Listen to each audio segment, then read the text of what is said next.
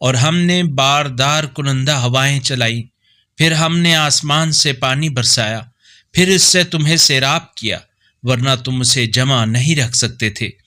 اور بے شک ہم ہی زندہ کرتے اور مارتے ہیں، اور ہم ہی وارث ہیں، اور بتحقیق ہم تم میں سے اگلوں کو بھی جانتے ہیں اور پچھلوں کو بھی جانتے ہیں، اور آپ کا رب ہی ان سب کو ایک جگہ جمع کرے گا، بے شک وہ بڑا حکمت والا، علم والا ہے۔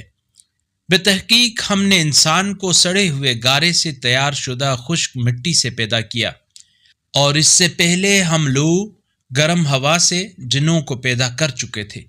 اور وہ موقع یاد رکھو جب آپ کے رب نے فرشتوں سے کہا، میں سڑے ہوئے گارے سے تیار شدہ خشک مٹی سے ایک بشر پیدا کر رہا ہوں، پھر جب میں اس کی تخلیق مکمل کر لوں اور اس میں اپنی روح میں سے پھونک دوں تو تم سب اس کے آگے سجدہ ریز ہو جاؤ۔